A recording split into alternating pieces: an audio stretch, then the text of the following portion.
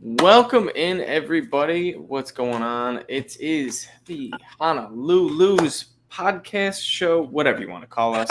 We're a trio. We produce Lions content to the most extent. My boys coming off game one, episode 2 of Hard Knocks. A lot to kind of digest. This week was a little bit different. I feel like it was still a solid episode, but a little different than last week's, of course. Julius, I see you repping that K jersey. What's going on, my man?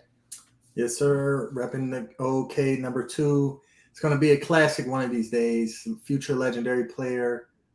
I just can't. I miss the Pistons already. I miss Kay Cunningham and Jaden Ivey and everything they're building down in Little Caesars Arena. However, back to the Lions. Everything is great. It was great watching football again. I'll tell you that this past week. Big boost to my week just to be able to watch that preseason game and watch Hard Knocks last night as well. So I'm doing great over here. Hell yeah, man. Hard Knocks is pretty much just like that Kool-Aid that we got straight injected into our veins. So all us Lions fans are getting a little extra boost off this Hard Knocks than just a casual NFL fan watching Hard Knocks. But Nick, which I feel like your shirt looks like something Christmassy, but okay, it's not. I don't know why I was getting a Christmas vibe, but stay and play Detroit. Though I would be the person out of everyone in the world that would be celebrating Christmas this early. Like November 1st comes around, like I get home from trick or treating with my daughter October 31st around like 8 p.m. Christmas music, Christmas movies, Christmas, the most wonderful time of the year. Just like right now with football back, I got to go to Ford Field on Friday and watch our Lions. That was a great atmosphere. Just really fun. I'm so excited to talk football. I'm so excited to talk football for the next like 5 months rather than the dog days. Like we actually have football to talk about, like watch plays, digest them, see who did well, who did not do well. And it might be just the first preseason game. I'm not trying to get overzealous or overcritical, but shoot, it's all I have to go off of right now. So I'm basing everything I got off of that. Yeah, man. You got me riled up talking about being back in the stadium because I too was just in an NFL stadium, not the Lions stadium, not any NFL team stadium, but the Hall of Fame stadium. I was down at the fantasy football convention, played in the flag football tournament, and I'll tell you guys how that went in a second. But before the tournament, I managed to just go down on the field because there was events like going on later that day. And the doors were just kind of open. So if you weaved your way down and kept walking through gates and down, and you'll eventually get on the field. So once I was on the field, I was like the only one on there. And this is the Hall of Fame, the legit field where they play the very first game each year. So it was super cool. I was like trying to like take it in like I was an NFL player walking around and shit. But it was so cool just to like see the stands and stuff in like a big time stadium. So then my snooping self was like, oh man, I wonder if the locker room's open. The tunnel's right there. So I jogged down the tunnel. Sure enough, it's huge. It's like an underground tunnel. There's rooms everywhere, but one of the locker rooms was open. So I went in there and, it was just a typical locker room, but it was kind of cool. They had a whole like super nice like massage area and like the back where you could, or maybe not as massage, the trainers come tape area, the physical therapy area. That's what I was trying to get at. But anyways, it was pretty sweet. So it was cool, just a little cool moment. I thought I'd share with you guys, but super cool, dude. I'm very jealous. Come check it out, Julius. I know Dallas is kind of Dallas to Canton would be not too bad, but you gotta make it out sometimes. It's fun. Yeah, it sounds pretty fun being able to explore a legendary stadium like that. I do that any day of the week. and then when the flag football rolled around, they had security standing in front of the tunnels, making sure no one went back into the locker room. So I was like, whew, glad I got that out of the way. How'd you do in flag football? So the rules were that each team gets 4 possessions. And if you don't score a touchdown, your 4 possessions, it starts on the 35-yard line. If you don't score touchdowns, however many yards you get. So if you happen to throw an interception, your first play, the other team has to get 1 yard and 4 downs. So we threw an interception on our first play. I cooked my guy. I was wide open. Just ball was a little underthrown. And I don't blame the guy because I would have done the same thing. saw a wide open dude, tried to just whip it down there. But in reality, it was like a 30, 35-yard throw. So it would have had to been like a legit, throw.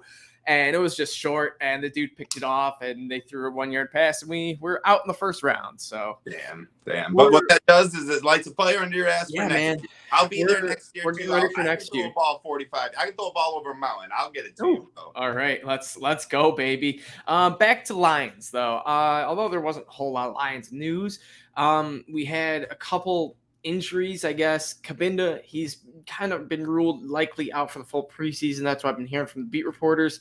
Funchess just went down in practice today, per you, Nick.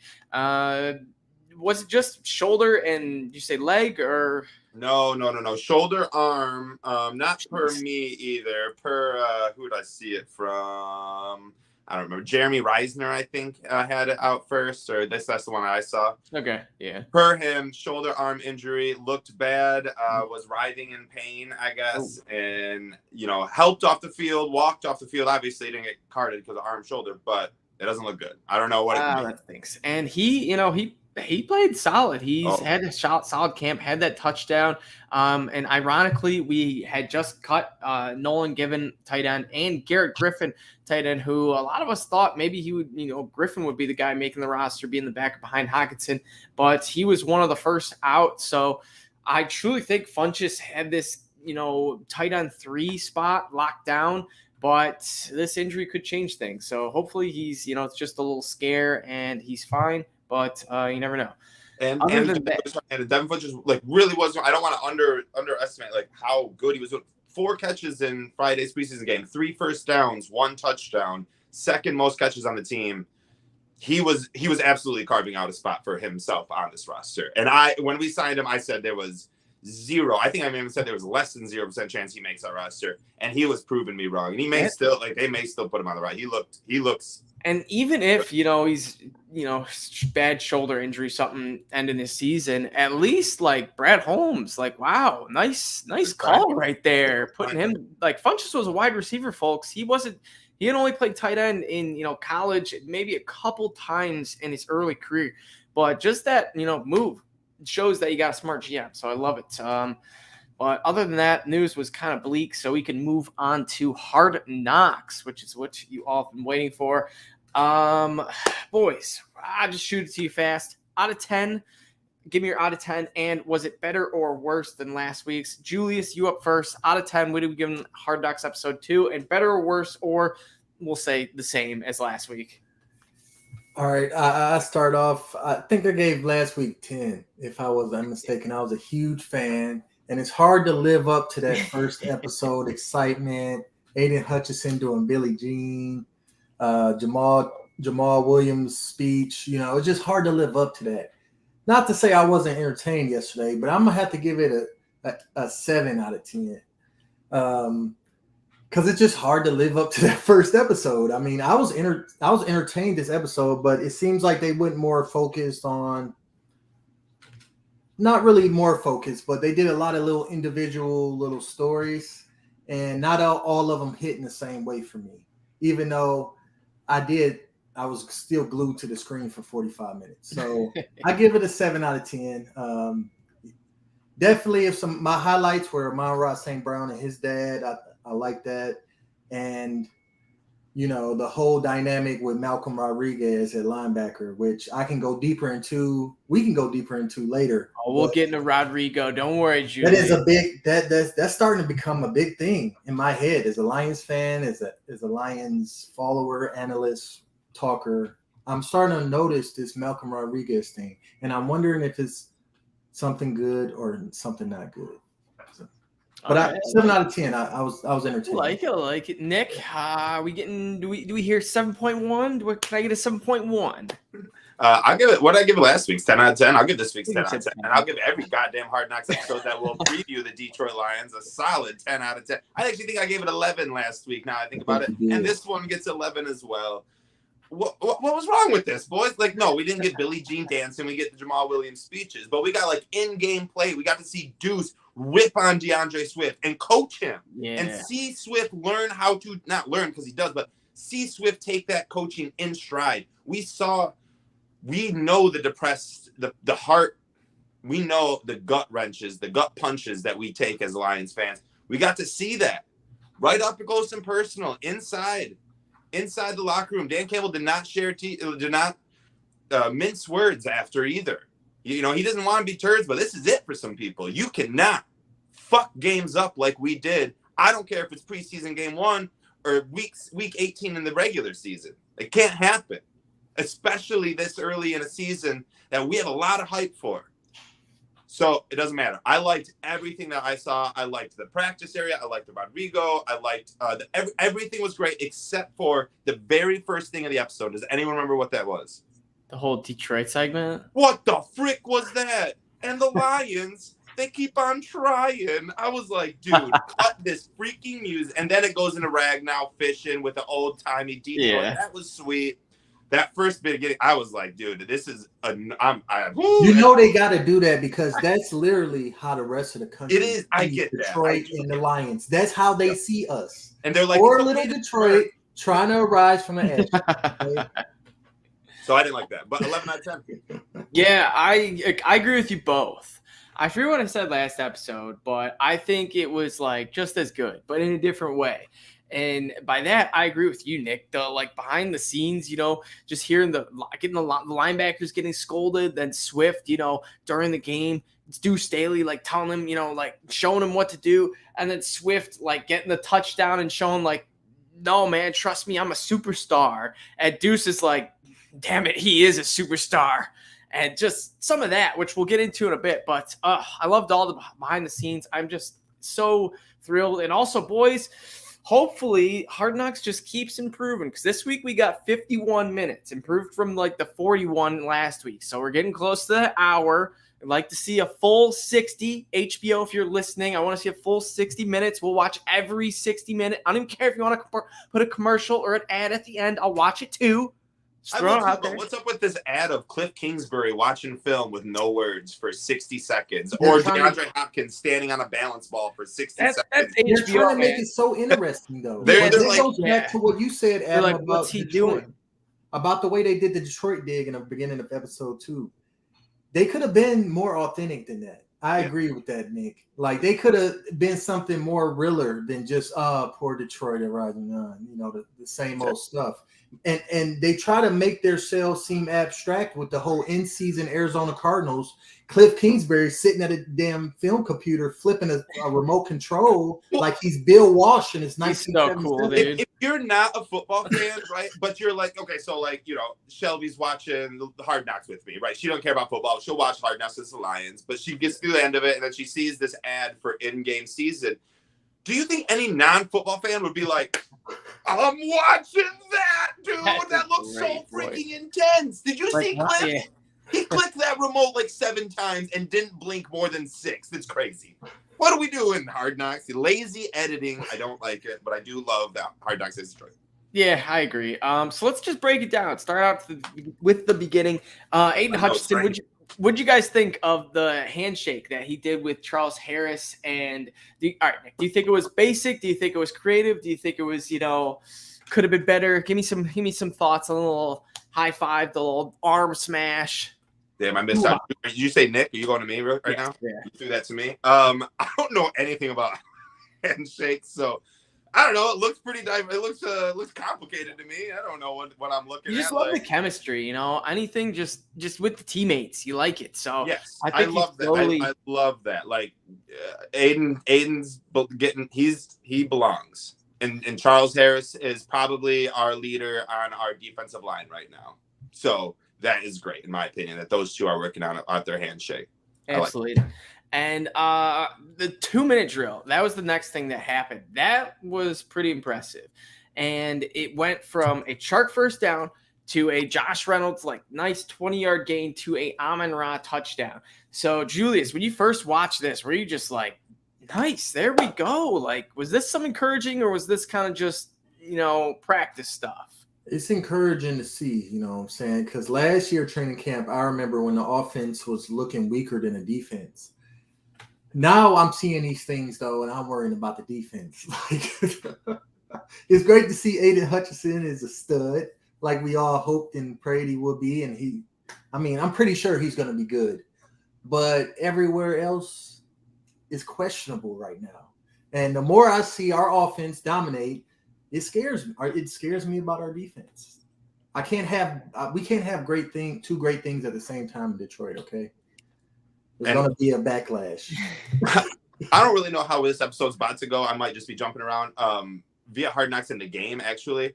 Getting off of Hard Knocks, but still keeping with that drive that you talked about where the offense won. Our defense in the first drive of the first game looked like the worst defense I may have ever seen outside of Matt Patricia's defense. How many times did we hold him to third down? Does anyone know on the first drive? All starters out there for both teams. 3 times? 4 times. You know how many third downs they got? 4. We could not stop them. 4th down and 21. Desmond Ridder hits a game winner against us. That was. Our defense doesn't look great, boys. It does not look good. But our offense looks like we go to the Super Bowl. Golly. But and then he gets that first drive, Adam, that you're talking about in Hard Knocks. He gets everyone, great looking first drive. St. Brown catches that touchdown. He gets everyone in, and he goes, I need the serpent of death to come break us down. Josh Reynolds comes walking over, and I said, that's a dope nickname right there. The serpent of death. Come on. Yeah, unfortunately, Josh Reynolds, though, such a letdown. Gets in there. It's like 1, 2, 3 Lions. Yeah. That was it. I was expecting like something. I was expecting Jamal Williams to be. I was expecting something, though. I think Reynolds might be a little bit quieter of a guy. Yeah. He's gotta be, but nonetheless, it still was fun.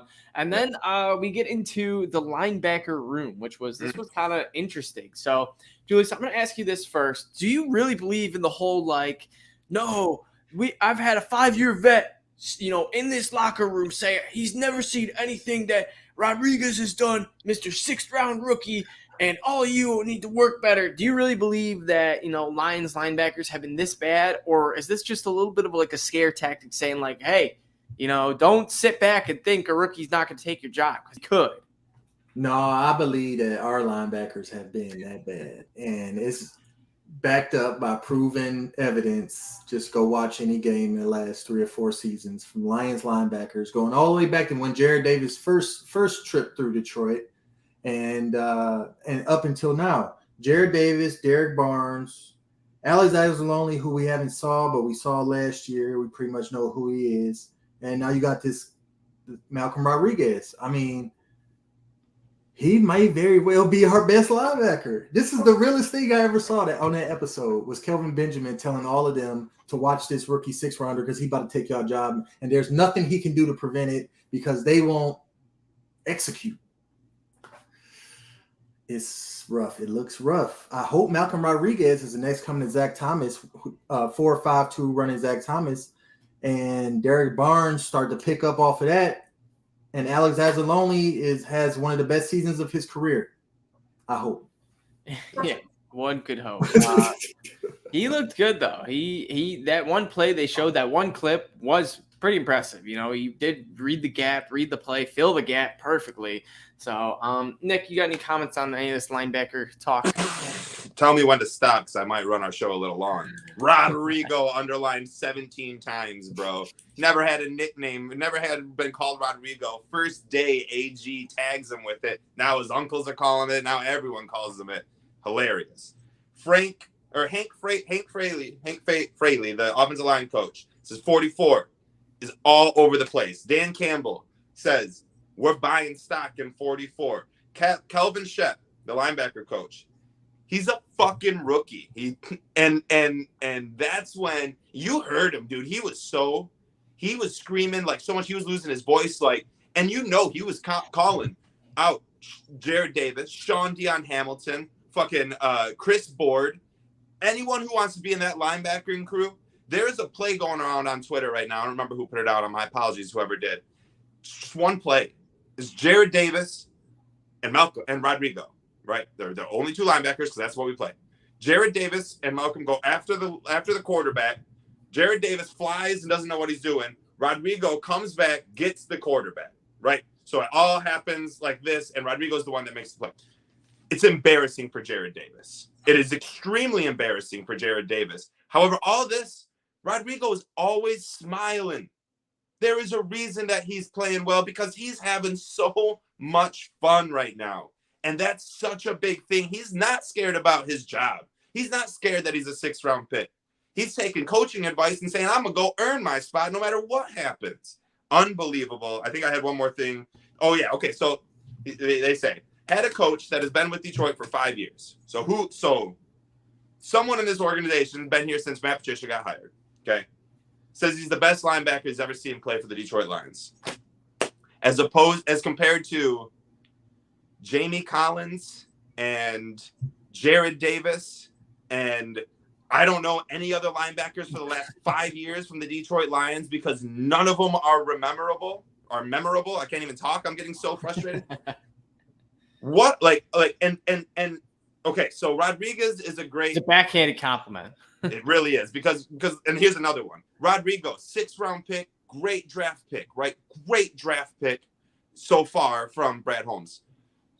The rest of our linebackers are so bad that this 6th-round draft pick is the best linebacker that we got. Per me and Julius. And I'll put that shit on stamp right now. I don't know any linebacker that's better. I'm right there with you.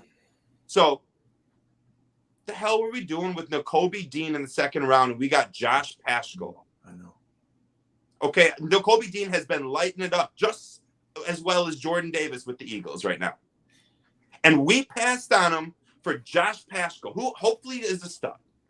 But realistically, that 5th-string defensive edge as opposed to any goddamn linebacker that can play for this team is mind-boggling to me. And I trust Holmes. I hope he knows what he's doing. I'm not saying it was bad. I just question a little bit. If Rodriguez was a 6th-round pick and he's our best linebacker right now, it seems like maybe we could have got one in the 3rd round too.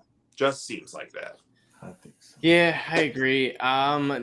We don't have any. It's like the only other guy that comes to mind that's like a semi-decent linebacker is Chris Board. And he did play with the Lions. Those are the two. Yeah, exactly. Yeah, and it's like Anzalone is like he was good and then he was bad. So I think we know what we're gonna get. I think if he has a lot of talent around him, he can be pretty good. But yeah, I mean, what? So Chris Board is it Broad or Board? It is Board, right? Board, yeah. Board. Wow, I was thinking Broad. Chris Board might be our best linebacker with Rodrigo, which is fucked. We ain't winning much. Derek Barnes is supposed to be that guy. Oh yeah, we had a guy named Derek Barnes. Is he? He's supposed to be that guy, but he's starting like his development mentally on the field skews more towards Jared Davis than it does Rodriguez or Alex Anzalone. Yeah. So we can't trust him. So no, Chris Board and Rodrigo, baby. That's what we only need 2 linebackers. We need them to be great though because. We let the Falcons rush for 69 yards in the first drive, and that was with.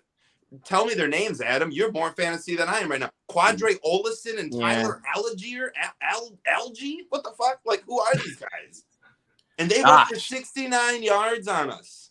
Olison put up like 44. Yeah, he had 5 carries, 33 yards. 33 yard run. and he couldn't even start over like Cordarrelle Patterson, who I'm sorry, he had a great year last year, but he's not like a top-notch running back. Like, we're bad. Our defensive line is not going to be able to stop anyone. And if our linebackers don't know how to fill gaps, and we have 45-year-old Michael Brockers, injured, Romeo Okora, who I don't know if he's going to play this year. Like, I don't know what our defensive line is doing outside of Aiden Hutchinson. I don't know where our linebackers are. Man, this whole 10-7 record I gave was about to be a quick 3-14, real quick. So, did anyone notice that the Falcons were had 2 wide receivers who played for the Lions last year, Geronimo Allison and Kadero Hodge? Yeah, they were just trying to troll us with everything. The guy who caught a game-winning touchdown, never played football, straight lacrosse player. Yeah. I was like, is this even his sport? What's happening? Chase Lucas, at the end of that drive, almost had an interception that would have won the game. Oh, I know. Yeah. And I've been talking up Chase Lucas so much. I think he's going to be good. I think he's right up there with Rodriguez. It's like he might be one of those late round darlings. You know what I'm saying? I agree. He's a darling. We need it though, because I'm telling you, our defense is in dire straits. I am so terrified. We're going to have the 32nd ranked defense in the NFL. I want all our listeners to know that if we do, we're not going to have a good season. So we got to pray that the likes of Derek Barnes, Doak Warres, Alan McNeil, Tracy Walker, Jeff Okuda, AJ Parker, all these dudes that we need stuff from, we need to get stuff from, because we cannot have that bad of a defense like we just saw from the Falcons. We can't do that. The Falcons are the worst team in the NFL. Name 4 teams that are worse than them. I mean, the consensus would be like the Seahawks, the Texans, Jets. The Jets, I guess, especially with Zach Wilson injury right now. But without Zach, like the Falcons are the worst team. Marcus Mariota is the worst starting quarterback in the NFL, and I'll put Davis Mills, Mitch Trubisky all into this conversation. I would say that Marcus Mariota is the worst starter of them all. In fact, I bet Desmond Ridder is starting a lot faster than like Malik Willis or even Kenny Pickett, maybe. They're so bad, and our defense could not hold them. Hopefully, they just had an amazing game plan to come out. That first series is all I really cared about in preseason 1. Other than that, I wanted to look for our players and kind of see how they did in depth. But that first drive for us on offense, which was so freaking beautiful, and just Jared Goff looked amazing. I was like, we're winning Super Bowls upon Super Bowls with Jared Goff. And then our defense brought me right back to reality. It is, though, Tracy, we made a bet. Tracy, over-under, Tracy Walker, 100 tackles. I think the over is going to be light years. I think it's going to be like $130 if our defensive line and linebackers. Yeah, could be it. My boy Steve-O just gave me a little blast from the past, tossed Jelani Tavai in the chat here. So, yeah, it could be worse, boys. We could have spent a second rounder on a Jelani Tavai type instead. We could have spent a first round on Jared Davis, let him go, brought him back. Oh, let's bring back Tavai. What's he doing these days? Shit, might as well. Honestly, yeah. At this point, is he even in the NFL? I think the Patriots gave him like a shot for a second. You bet the Patriots? Is that what you just said? On this for me, but Julius, I got a question for you. So, part of me is like, you know what?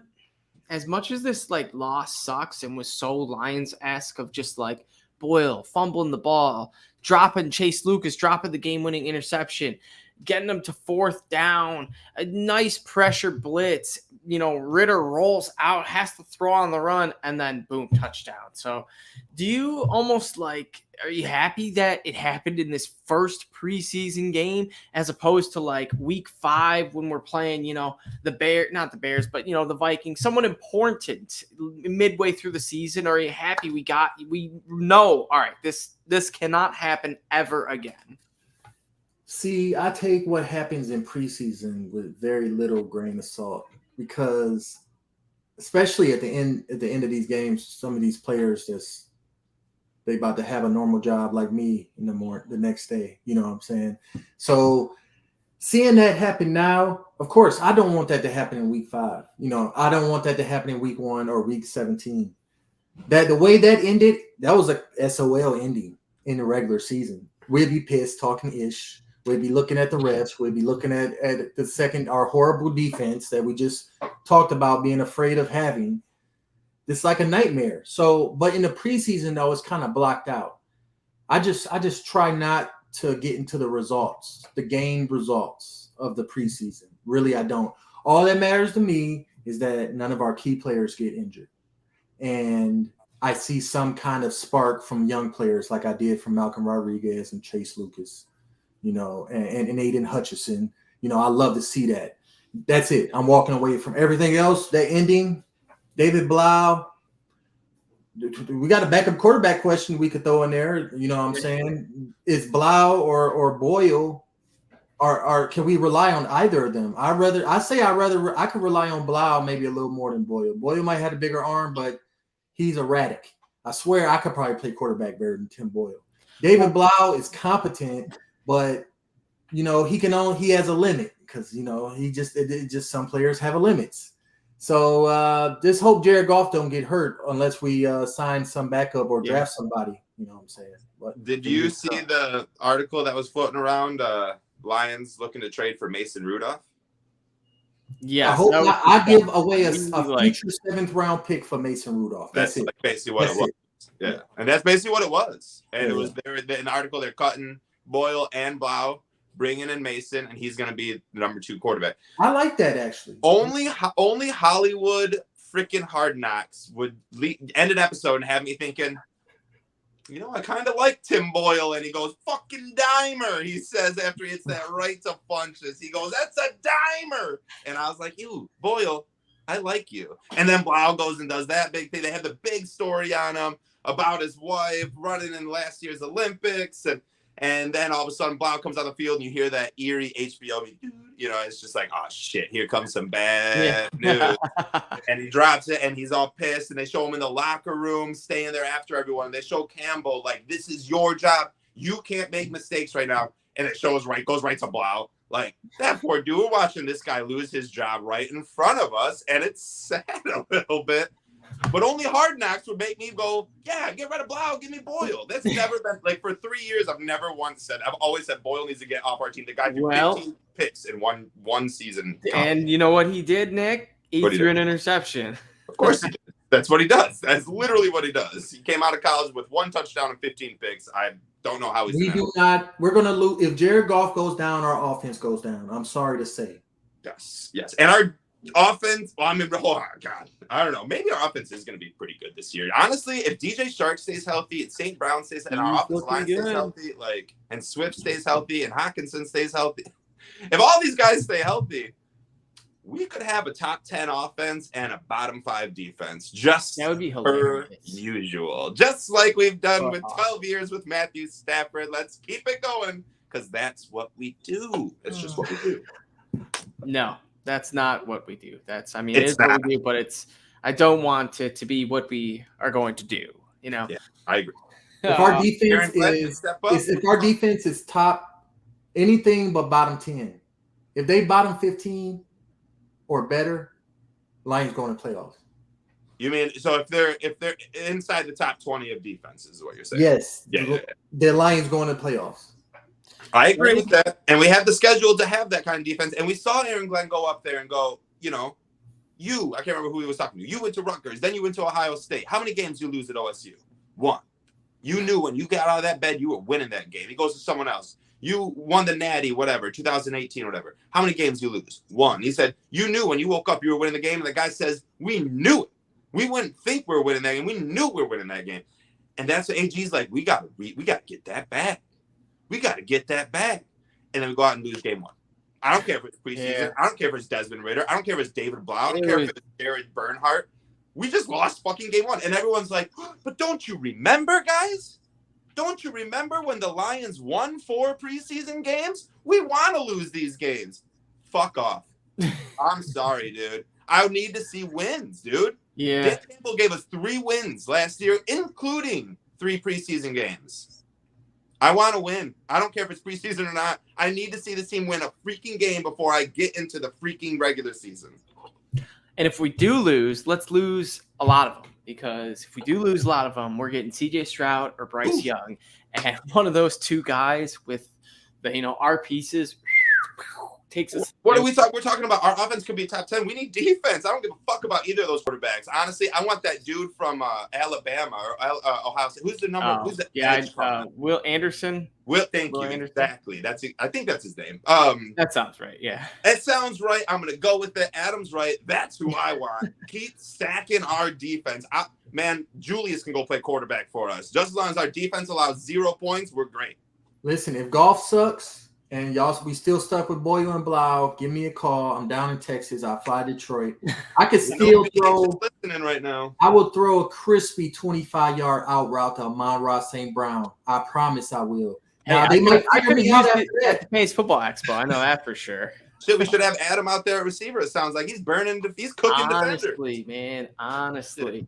But back to Hard Knocks real quick. Because I do want to talk, even though this is kind of ironic because we're talking about Hard Knocks, but the Hard Knocks part I'm going to talk about is when they're talking about the preseason game. So you guys get what I'm saying. Anyways, it's when Deuce Staley is talking to DeAndre Swift. He does a little bit in the not the locker room, but like the tape room, and he's showing Swift a video of him. He makes a good play, gets a good run, and he goes, "What do you do here? Do you either run out of bounds, take what you could get, or do you do something about it?" And he runs out of bounds. And the answer is no, you do something about it. You hit that man. You try to get every yard you can possibly get. You don't coast out of bounds. You get every yard. You don't be greedy, or you do be greedy for every yard. That's what it was. So I love that. And then it just carried on to when the game actually happened. Deuce Staley called a nice, running back play. It was like an in. He was supposed to follow the running back on the inside. Swift bounces the outside, gains a few yards, but Deuce was furious because he saw if you hit this hole, this could have been a touchdown if you followed the rules. If you not the rules, but the play. It wouldn't have, but I get what you're saying. Yeah, it probably wouldn't have. And I couldn't see it from the angle. I kept wishing they. I rewatched it a couple times. It probably would have been like a nice game. I liked what DeAndre did, but I'm not a coach. Okay, and I get what he was saying. Like if you trust the play, sometimes don't always try to bounce to the outside. Right. And then, sure enough, a few plays later, he bounces to the outside. Play collapses. Does pretty much the only thing he could do. And gets the edge, beats the dude, scores like a 10-yard touchdown, 12-yard touchdown. It was a nice play. So it showed that both sides can work, but you still got to trust the fundamentals, even though you are a superstar. So, Nick, give me some comments on this. Fuck, I loved everything about this. This is what I wrote down for this little thing. Deuce and Swift relationship is the most amazing on the team. Deuce Staley has it. And I underlined it 10 times. He will be an amazing head coach. And that is freaking true. Deuce Staley will be an amazing head coach when given the opportunity. And then I wrote basically what you said. We see this during the game where Deuce pulls Swift out, yells at him to go inside on the halfback counter, then puts him back in, watches him do it, on goes to score a touchdown. And when we're in practice, we see, who you want. He calls, I don't remember who it was, but running back says, I want to face Swift. And he goes, Swift says, everybody wants a piece of Swift. And Deuce, right behind him, hears it, says, damn right, everybody wants a piece of Swift. And they're going to get Swift, and you better beat him by a full man. And Swift ends up losing. And Deuce does not look happy about that. He's like, and you go ahead and you fucking lose. And it's so fun. And then it closed right into Deuce Staley in this room with all the coaches. Dan and Brad Holmes is in there, and Shep and Frank and Brunel, and everyone's in there. And he goes, DeAndre Swift is it. He needs the ball. I want him to be so confident that I want him to walk up to Dan Campbell in the halftime, knock on the door, and say, give me the ball. And then he gets it. Like, he's like, Swift legitimately could be the best running back in the league. It goes to the running back room, and he's telling Swift the same thing. He ain't showboating. He says, Swift, you can be the best running back in the entire NFL. You just got to stay disciplined, which then takes us back into the game where he says you must stay disciplined. You can't try to take that outside leverage and think you could get more yards. You stay disciplined because you're so good that no matter what you do, you're going to get more yards. So stay disciplined in what we're going to do, because that's what the Lions try to do, is run that halfback counter.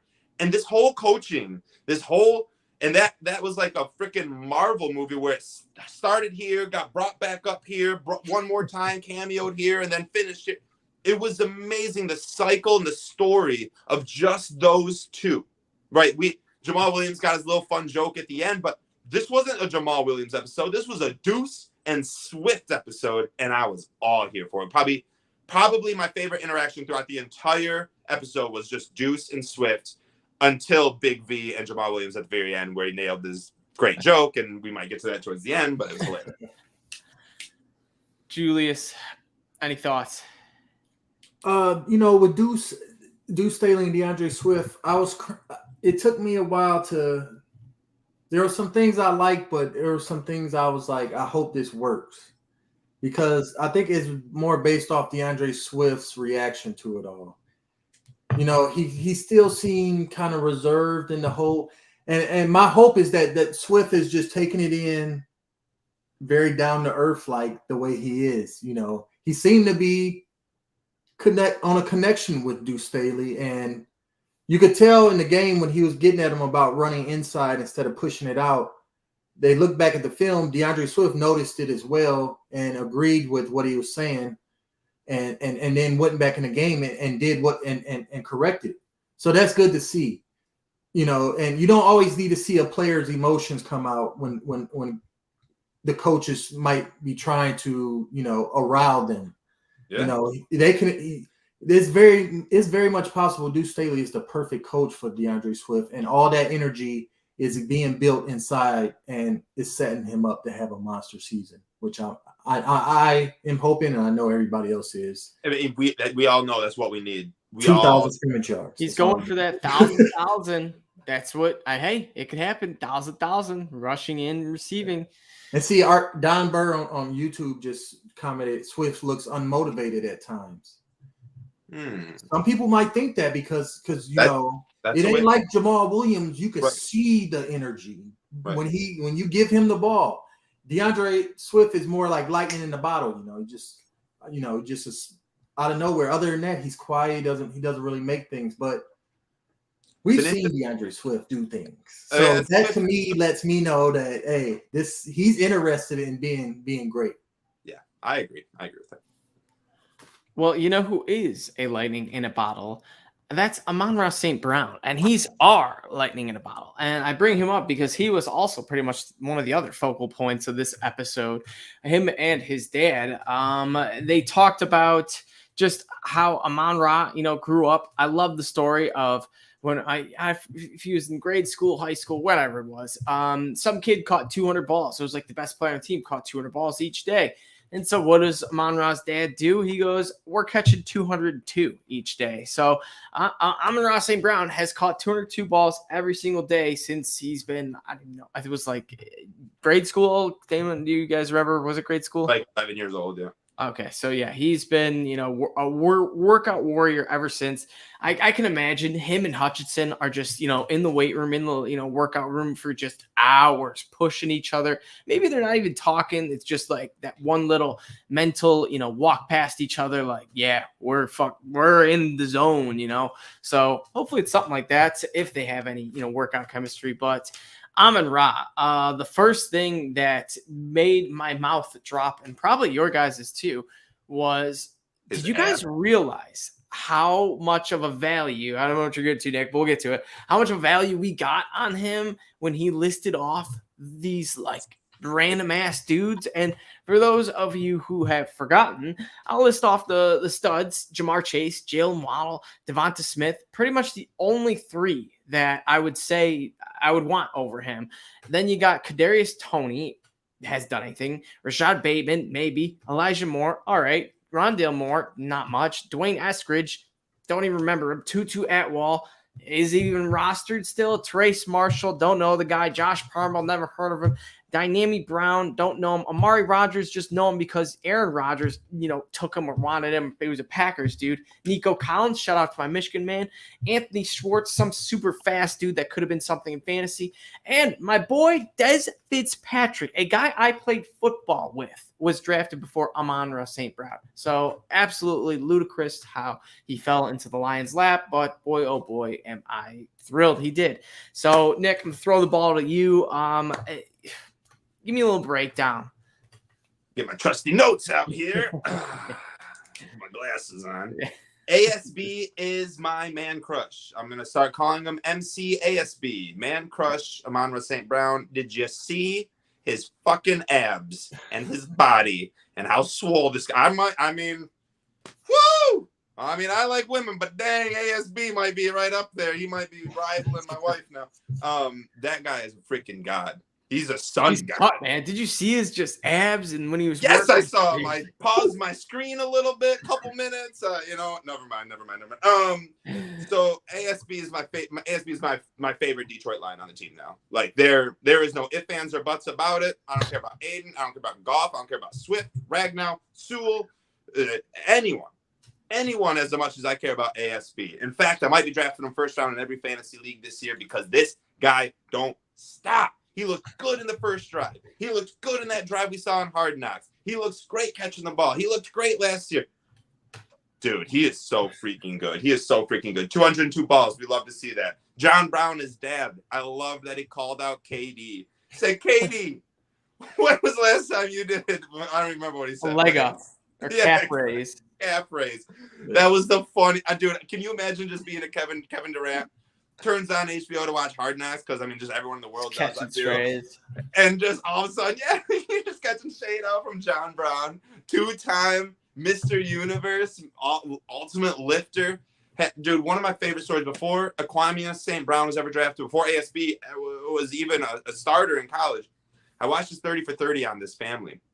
Not only did their dad raise them to be these ultimate, just freaking muscle-bound people, their mom made sure they're all fluent in German, right? They like these crazy things. Like, yeah, they're so like he's fluent in like 7 languages. Yeah, they're so smart. They were raised great. They were raised great, in my opinion. Like, it's just incredible to see John Brown out there. You see him in his Lions and Bears jersey. I was looking for him while I was at the game, not lying at all, because I knew he would be there. But I also thought he was going to look a lot bigger than he did. Just everything about Amon-Ra St. Brown, the way he listed 16 players and their colleges. And their college, that was impressive. And their freaking colleges. Des Fitzpatrick, Louisville. I don't even remember. Dude, Josh Palmer, Tennessee. Like, what? Who? What? How do you remember this stuff, dude? And, like, I swear to God, he's got to have all of those names, like, tattooed out. So he just looks at it every morning so he remembers. Because there is no way he could remember all that. And he does, and he's the best, and he's so good. And Adam, you're right. The value that Brad Holmes got him in, can you imagine just quadrupling that value and drafting someone in the first round? You know what I mean? Jameson Williams and Amon-Ra St. Brown could be just the most deadly, like, duo that the NFC North has ever seen. And that includes Chris Carter and Randy Moss. I said, ooh. I don't care. It could be. All right, I like it. Could be our new Calvin and Golden Tate. Exactly. Julius, let's hear it. Give me some of your thoughts on our boy, the Sun God, and what are some of your thoughts on that that Bears Lions jersey, the Bears sleeves with like the Lions jersey, not the half and half. I was like that. Listen, John Brown, by all accounts, did a heck of a job as a father to the St. Brown boys. He instilled in them hard work ethic. He instilled in them a discipline. He instilled in them a drive. And he just did a great job. And it reflects greatly in Amon-Ra St. Brown. And especially to see it on the show. You know, this guy's a little older now, but he, in his heyday, he was 2-time Mr. Universe, baddest man on the planet. You know what I'm saying? He was one of the best physiques ever built, you know. So it's just great when greatness comes from greatness in this fashion, and the Lions are just so lucky to be the ones that drafted this guy after all these teams passed on him, including themselves multiple times. I would know every receiver. Amon-Ra St. Brown thinks he's the best. He's the best wide receiver on the field, the best wide receiver in the league. The way he plays, that discipline and drive that was instilled from him, from his father and his mother, is displayed on the field. He has an unwavering confidence. And so that's why he knows every wide receiver that was drafted before him, because he believes he's better than every last one of them, and every team honestly made a mistake not drafting him. Yeah, I agree with both of what you said. And I truly think that his parents got him in the perfect mindset, perfect mentality, and prepared him, you know, for this late round fall into the 4th round, or however far he fell. But any other player that, you know, has his talents and falls that far they would crumble, or just, you know, get so upset, so frustrated. It would be either something extra that they would think about, but not our boy Amon-Ra. He has just taken that, you know, struggle and just negativity and turned it into absolute motivation. Fun little note too on John Brown, and we all probably know this, maybe not. I'll refresh our memories. And for anyone listening who doesn't know, you know why John Brown and Amon-Ra St. Brown Does anyone know that? No, anyone know why? No. So the reasoning is that he said there's too many Browns in the world. Okay. He said, my family, my sons are special. I'm going to make their name special. So he named them Osiris, Amonra, and Equanimous. I can't remember if you can say that name. And then he moved their last names after they've all been born. After they were all born, he went to the wherever you change your last name and changed all their last names from Brown, like his and his wife, to Saint Brown because it looks better on a jersey. And he said that they would stand out more with Saint Brown. That's John Brown, the dad's explanation to multiple reporters multiple times why their name is different than his name. I always found that kind of interesting. That is very interesting. All right. Look, he not lying. It does look cool. St. Brown does look cool. Dude, ASB is a dope name. Like, yeah, exactly. And then also, I love the other quote he had where he's like, "If you're thirsty, drink your spit." Yeah, we don't need time for water breaks. He's getting soft. He's drinking water. He's talking about equanimity. He's like, he's drinking water, dude. It's not good enough for you anymore. That's great. Yeah, he's a stud. Honestly, I can't wait to see more of his dad. And hopefully, they bring him on a little bit more. I'd love to see him interact with coaches. That'd be sick if they just made him Lions' personal trainer. Don't you think that would gives me way too many what's the Ball's dad? LeVar Ball. LeVar. He gives me too much that. Like, I'll just keep him at a nice distance, train us up. All right. That's Fair enough. Other than that, boys, let me ask you this before we wrap things up. Jumping back to the Lions preseason game. So we were bouncing back and forth, but let's just take a full-on recap. We get to the fourth quarter. Blau just kind of terrible snap. Not terrible snap, but just terrible catch. I don't really know what happened, but it literally looked like he just threw the ball on the ground. He said he took his eyes off it in hard knocks. Yeah. Off both said that. And so it's tough because this might be a thing that could cost him his job, and hopefully not, because he had this great episode of him cheering on his wife and, just was an awesome dad of the year, or just husband of the year, and just, such a great guy. And you're just like, oh no, why did we have to see this at the end of Hard Knocks? Hard Knocks is just, they're so dang, known for this and just always messing with your emotions. But other than that, Julius, any big plays that standed out, or any, little things that stood out in this first preseason game? I got a few things here. Defensively, I got Chase Lucas dropping the game-winning interception. He could have easily caught that. He could have easily been an instant legend and a hero. So Chase Lucas, keep an eye on going forward, because he equates a lot into our secondary, because it's such a question mark right now. Will Harris, Jeff Okudah, question mark. Chase Lucas. Also, it was great to see Aiden Hutchinson, honestly, in that first drive. I cannot let that go. Aiden Hutchinson. Swim move. Grabs him in the backfield. Remember, the whole reason I picked him to win 13 games this year is because he's going to win Defensive Rookie of the Year, break the rookie sack record, and be a 97 overall Madden going into next year. So every time I see greatness from Aiden Hutchinson, I feel great again. So, that's pretty much it. It was sad they lost SOL, but it's not really SOL because it's preseason. So exactly. I need to see our starting defense get better. Simple as that. Nick, we'll kick it to you. But first, give me who you thought was our peak performer of this Lions-Falcons game. I got one in mind, but let's see if we're on the same page. Who's your peak performer of the week?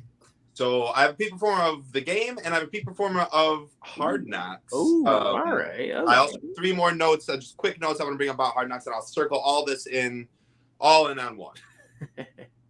3 things about Hard Knocks real quick. Barry Sanders almost won peak performer on Hard Knocks, because I had never seen that guy smile so much and talk so much in my entire life. Dude, he wanted to get back out there. Dude, he was ready to go. They showed clips of him training in 97. Looked like the most horrible field I've ever seen. No wonder the Lions never won a playoff game during the 90s. Okay, that's one. Number 2, How are we just leaving off Bubble 07 right now? Bubble 07 is the greatest joke of all time, right? Greatest joke of all time. And then Big V's face when he says that, he goes, the greatest thing of all time. We're gonna cycle this lastly to the Hard Knocks peak performer who got just about 2 minutes of showtime at the very end, and that's Hank Fraley's son. And that guy, that little dude, was making me laugh so much. Frank Ragnow was like, dude, your shit talking sucks, dude. This is so funny. And he's like, yo, I'll beat your ass in ping pong. And then I think Boyle or Blau comes up. He's like, yo, who's your daddy? Who's your daddy in ping pong? Yeah, that's right. Me. And he goes walking away. Just so funny. That little kid, he's going to be a stud in the NFL. I can tell you right now. And he won my peak performer for Hard Knocks. But for the game, it's hard for me not to give it to the guy who scored our touchdown. DeAndre Swift, dude. I mean, he did it on the ground. He did it into the end zone. He's my choice. I like it. For me, I gotta go with Mr. Tom Kennedy. And you're wondering, why Tom Kennedy? Shit. Yeah. 8 catches, 104 yards, led the NFL in receiving for the first preseason week. Doesn't really mean much, but hey, Tom Kennedy, he's making his charge for a spot on the roster because the last 5 and 6 is real tight. So hopefully, he just keeps balling out. Love another 100-yard game. But Julius, you got either of these as your peak performer of the game, or you got a third different one. I got a third different one. Love I got it. Aiden Hutchinson, like I just said. Love it. Yes. His first drive was just amazing. He was a top-graded rookie in week 1 in the NFL, defensively, and I'm sure it's going to keep up. So I got Aiden. Billie Jean is not my lover. Did you see his leg kick after he got that tackle for loss too? Oh, he got it. He gonna have some moves. Aiden Hutchinson gonna have some moves. Dude, I was so mad they didn't play Billie Jean. I started singing it at the game though. You're just like, Billie Jean. No one? Okay. No one? All right. All right. We are playing the Colts next week. Either you guys got, any type of game prediction? Hey, if you guess it right, then I'll give you $1. Score prediction, we'll go 21-20 Lions. The big thing I'm watching on this, I don't give a fudge about nothing. I want to see Michael Pittman, Matt Ryan, Jonathan Taylor all shut down in the first quarter, and I could care less about anything else after that. I could care less about our offense. I'm all about defense this game. Love it. Julius, you think the Lions bounce back? I do think the Lions bounce back. I don't know why, but I also need to see a great starting defensive performance against the Colts starters for me to feel better. So I'm going to go Lions 14, Colts 3. Ooh, that would be I like it. A little lockdown defense. I'm going to go something a little wacky. I'm going to go 26-21 Lions victory. I think we're going to see some field goals in this game, a lot of kicking. But nonetheless, check us out on Twitter at individually at Adam Stark, Everyday FFB, myself, Nick Faber, NFL, at Nick is Nick Faber, NFL, you know what I mean. Julius, the Fifth Top. We post good content on there. Also, check the Lions content page out. Not the Lions content page, but our page for Detroit Lions content. And that's the Honolulu Blues _. And as always, give us a good review, like, comment, quote, whatever it is. Subscribe on YouTube. We love it all. Anything helps us out. And as always, we will see you guys next week to recap another awesome episode of Hard Knocks. Oh.